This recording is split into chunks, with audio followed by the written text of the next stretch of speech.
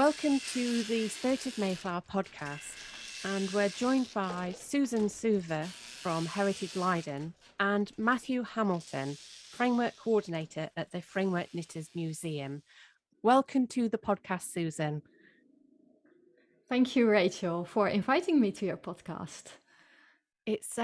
It's quite exciting to be able to talk to you about the subject that we're going to discuss, which is the separatists as they arrived in Leiden. But before we delve into that part of the Pilgrims story, could you tell us a little bit about yourself and what it is that you do for Heritage Leiden?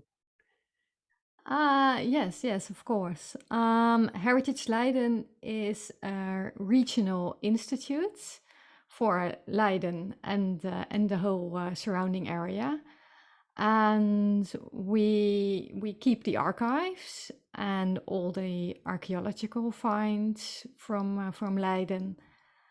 And I myself am the head of education over there. And as a matter of fact, I started in 2004 working for then the regional archives on their first educational project. And that was on the Pilgrims and their stay in Leiden. And well, I sort of rolled into the whole pilgrim story and never got out again. So that sounds familiar. the last couple of years. Yeah, it's just a fascinating subject, and the more you delve into it, the more you discover, and the more you want to find out, what happens next or where did they go next. So it's I can agree with you there. I just find it so fascinating, and my journey has not been as long. I've been working on my Mayflower project for the last 4 years, so not quite as long as yourself, Susan. well, I am allowed to do other things as well in the meantime. So I'm not working 24/7 for 17 years on the Pilgrims, but. Well, I started with the Pilgrims, and now I'm working on the Pilgrims again. So it's they are fascinating, and we have so many records and documents on the Pilgrims in the archives, and we always find new ones to make the story more complete. Yeah. So let's start at the beginning. So listeners to my podcast will know that in a previous episode, I went to the Guildhall in Boston, and we discovered how the large family groups were held in jail, in Boston jail, for a period of time, men, women, and children. But then eventually they were freed, and they made their way to a boat and headed over to Holland. So let's pick up the trail from when they land in Holland. So what do we know that happened to them? Well, we know they arrived in Amsterdam and they stayed there for almost a year. There were already quite some English separatists in Amsterdam, so they started by joining them. But, well, they couldn't quite agree. So then they decided to write a letter to the city authorities of Leiden and asked permission to stay in Leiden. So then they came to Leiden by boat again. Yeah. With about 100 people, men and women. And they settled in Leiden for, well, quite some time before leaving again. Right. I wasn't aware that there were so many that had travelled over to Leiden. So that's quite surprising.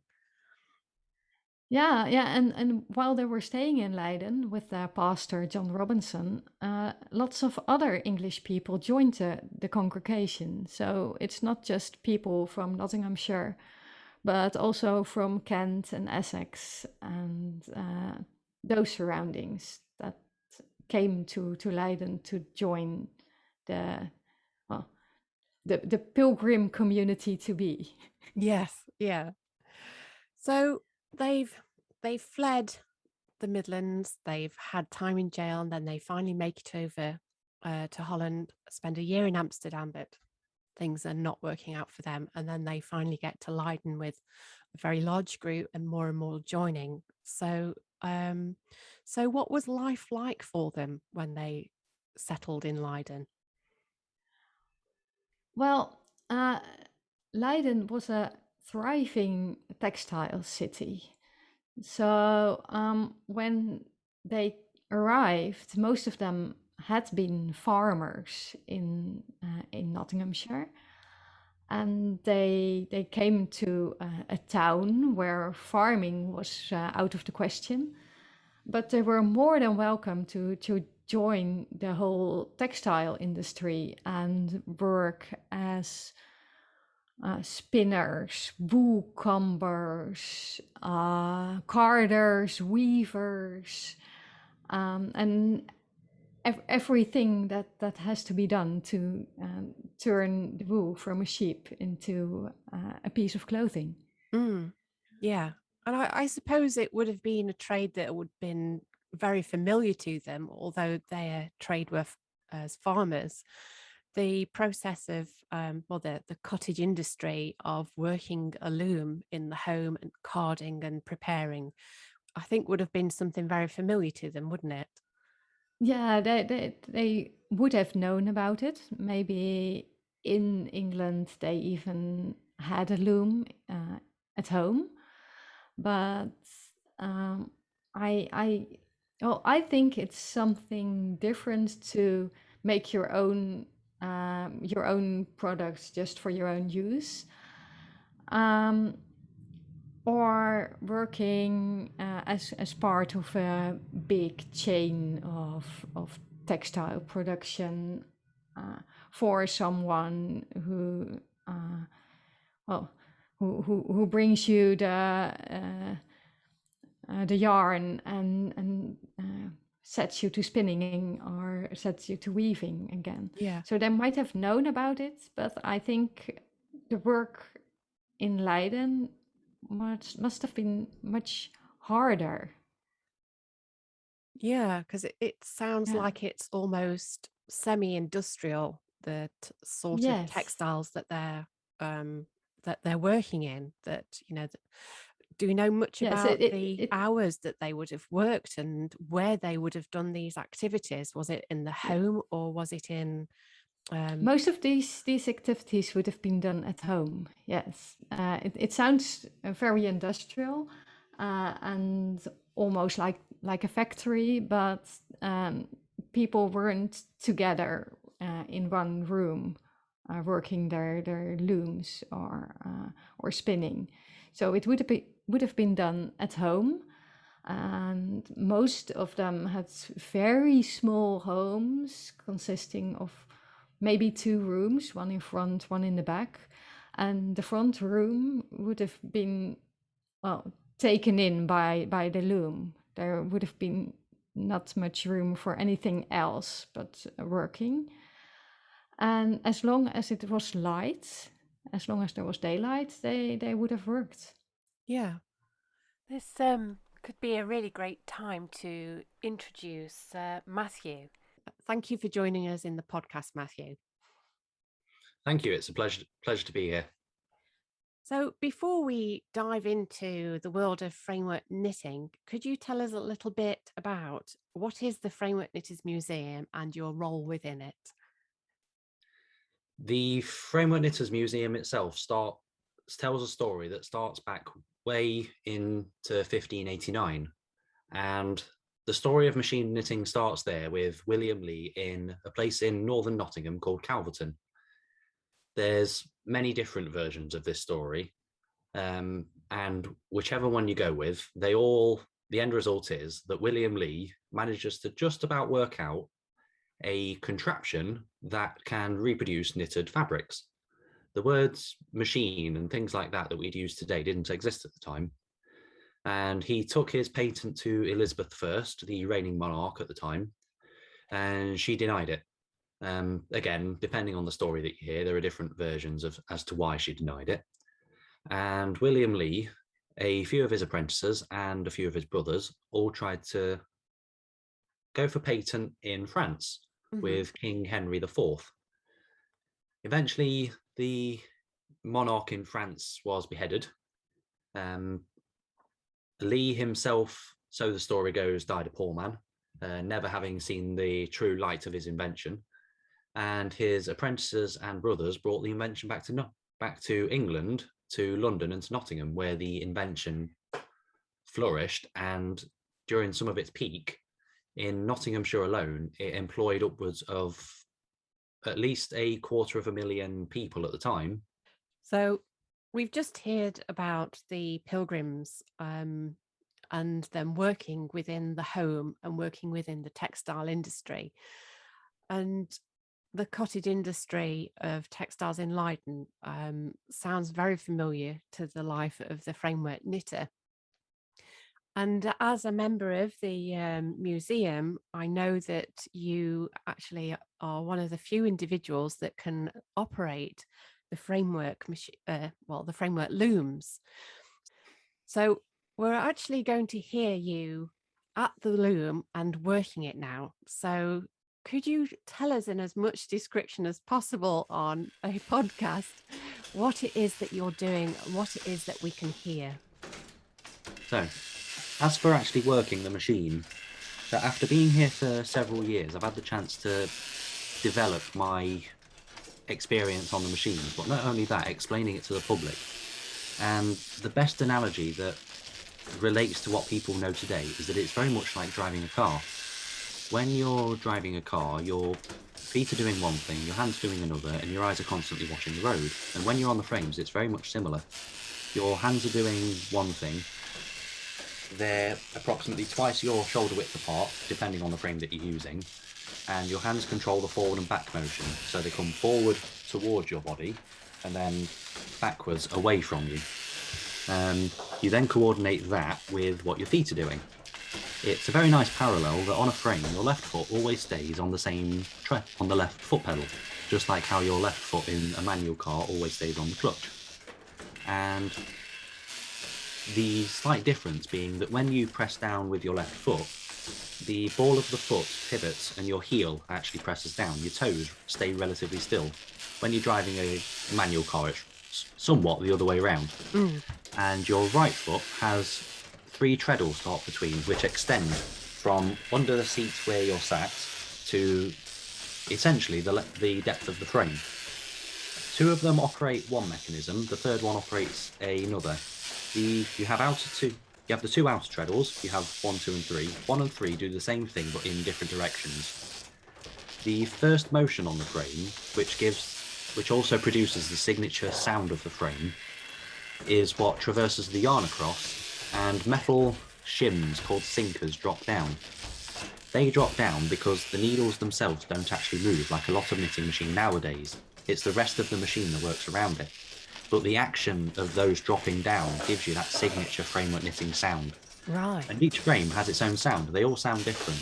And you can eventually sort of tell what frame someone's on just by the sound. But once that goes across, every other sinker drops down and everyone stays above. You're alternating needle, sinker, needles pointing towards you, needles slotted from top to bottom. You bring the other set of sinkers down, and all of that is to get what will be the next course, for the technical term, or row, as people may know from home industry. And what that gives you on the frame is 1 thread of yarn, which comes down from the yarn guide. It goes under a sinker, goes up over a needle, goes down under a sinker, up over a needle, down, up, all the way across. And it is pretty much just one long zigzag. Yeah. You draw everything forward, and what you're doing there is you're sliding that new course under what's called the beard of the needle. The needle itself is a length that protrudes from the frame, and as it comes to the tip, it does a full 180 and turns back on itself.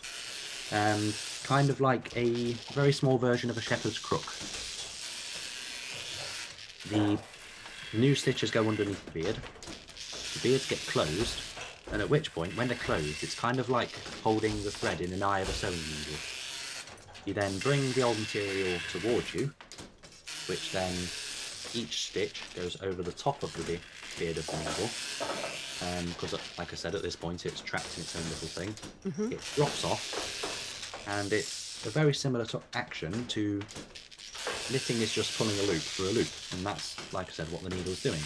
The beard of the needle is sort of travelling through the loop. It grabs the new thread, and the beard pulls it through. But like I said, because the needles don't move, it's the rest of the machine that works around it, which also then gives it more of its signature sort of clunks and clanks as you're working it.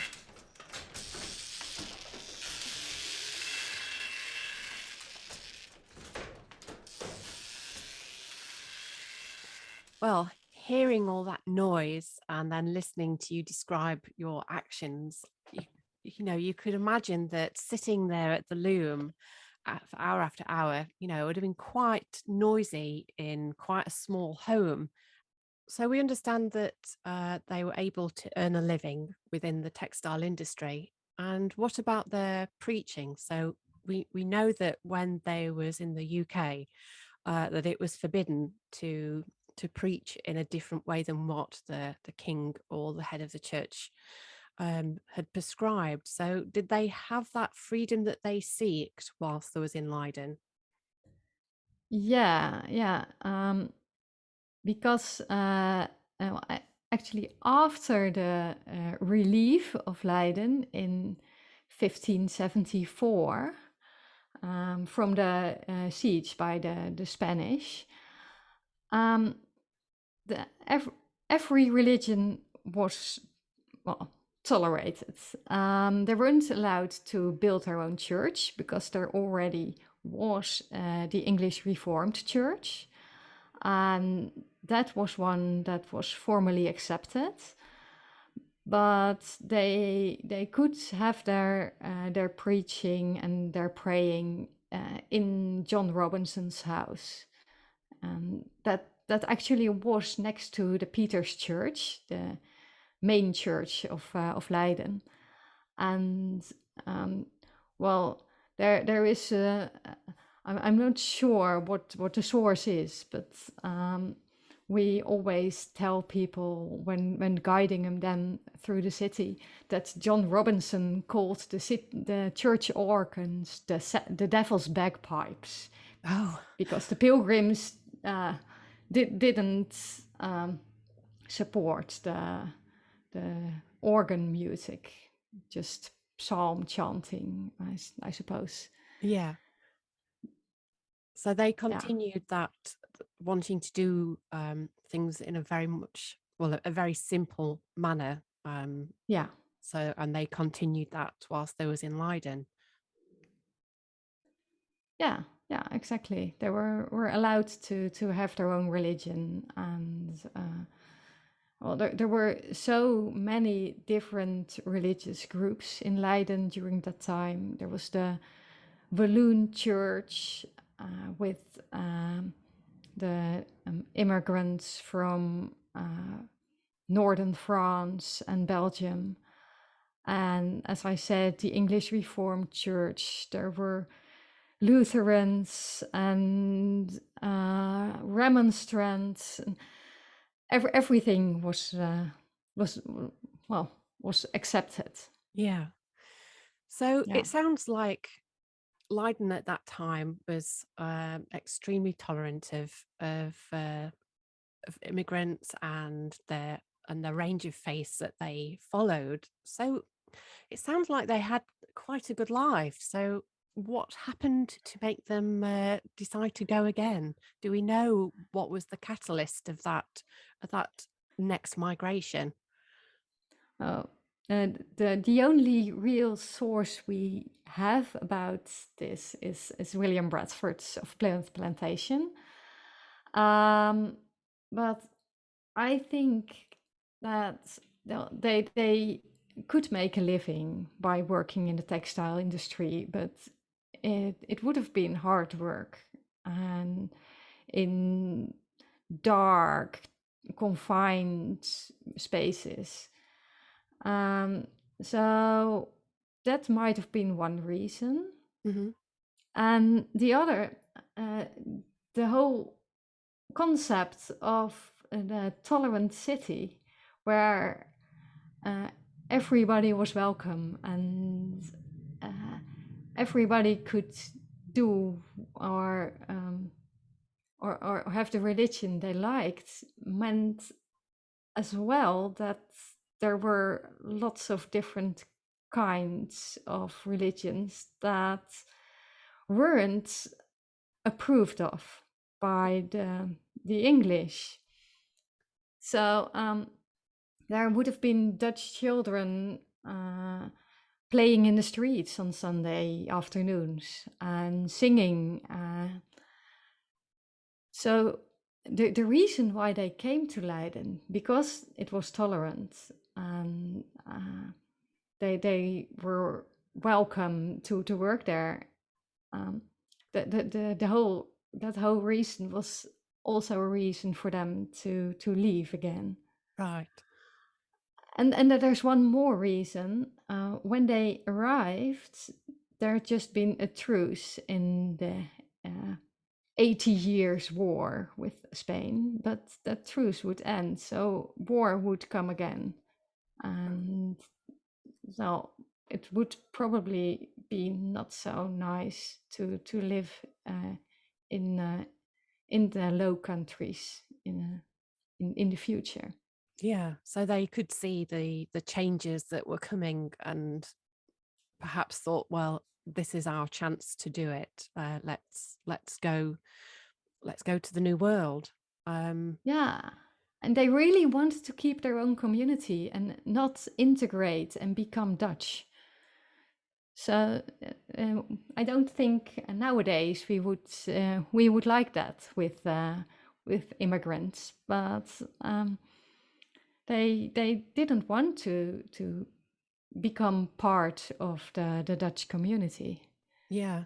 Do you think Yeah. that they were seeing their own children becoming Dutch? Yeah.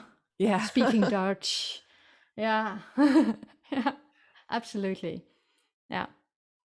Gosh, it really paints quite a picture that they're wanting that freedom and they're receiving it, but then they don't want to mix with anybody else. It's quite sad, really, in some ways that they're given, they're welcomed to Leiden and they're given that freedom to follow their own religion, but then they just don't want to be part of the wider community. It's quite sad, really, isn't it, when you think about it? Yeah.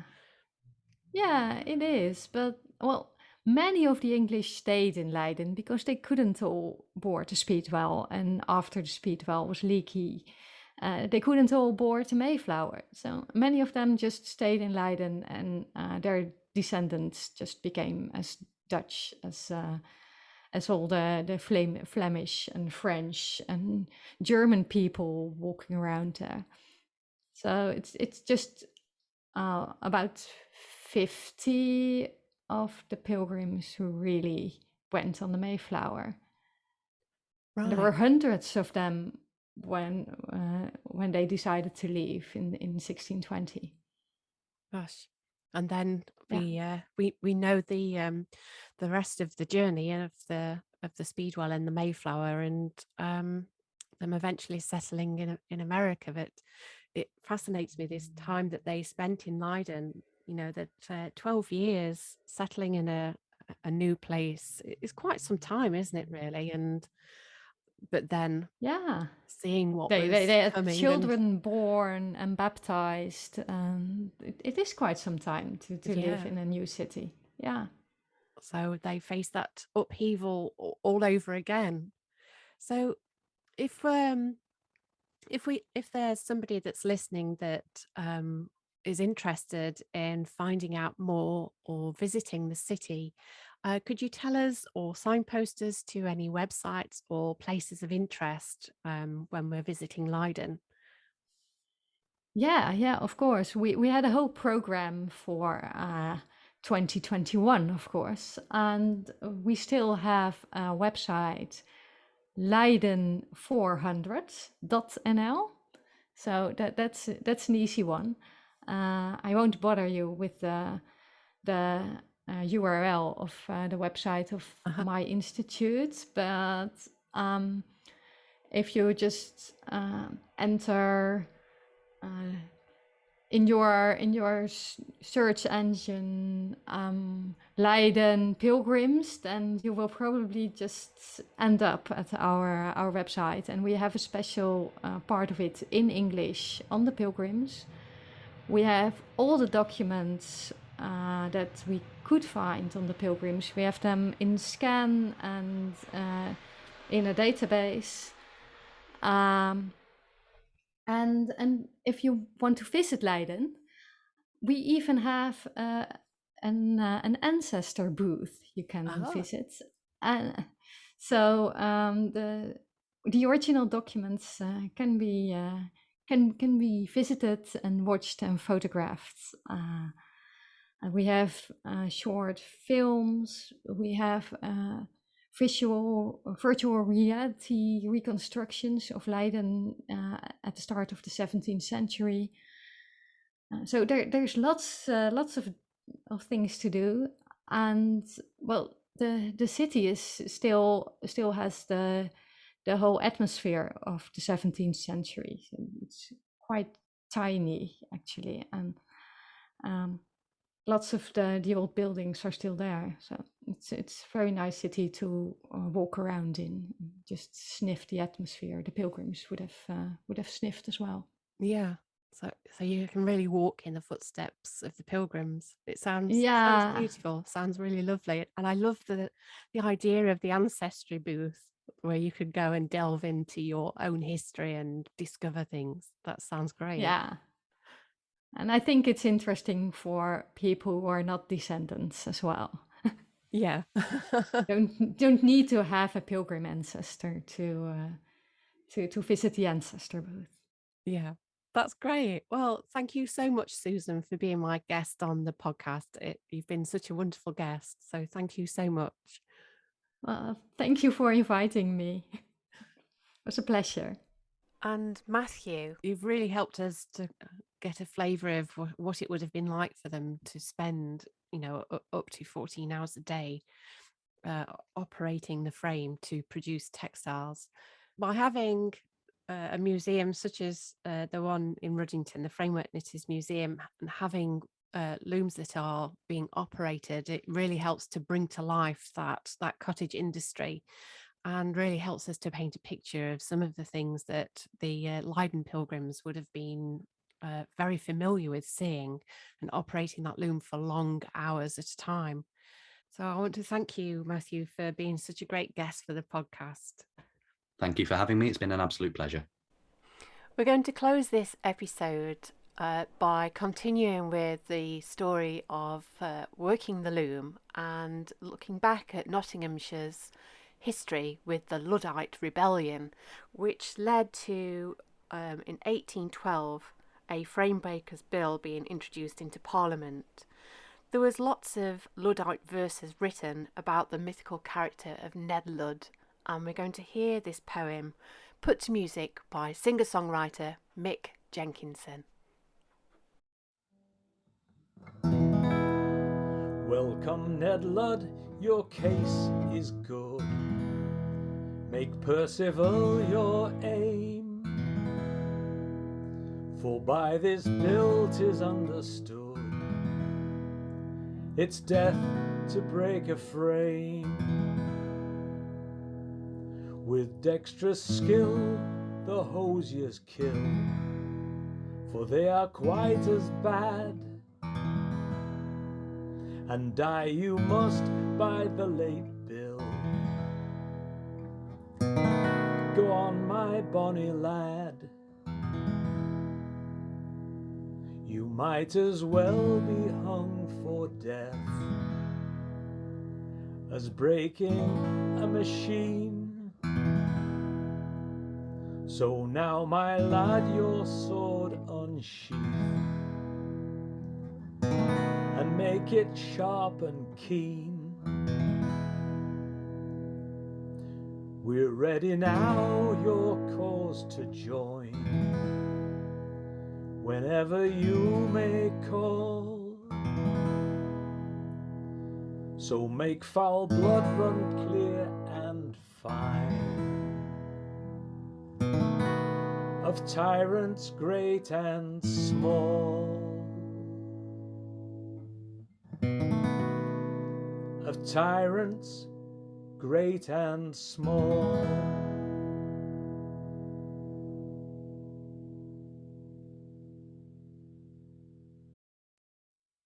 Spirit of Mayflower is part of a series celebrating my Spirit of Mayflower project. You can get involved in lots of ways. You can take a look at some of the movies and pictures I took on my journey by heading to the Rachel Carter Sculpture Facebook page. You can also head to my website at www.rachelcarter.co.uk, and there you'll be able to view some of the sculptures I make, treat yourself to a limited edition Pilgrim Woman sculpture, or take a look at some of the online tutorials. On the tide, with a cargo full of hopes and dreams and 100 souls inside, we're crossing the great ocean, we're riding on the tide, with a cargo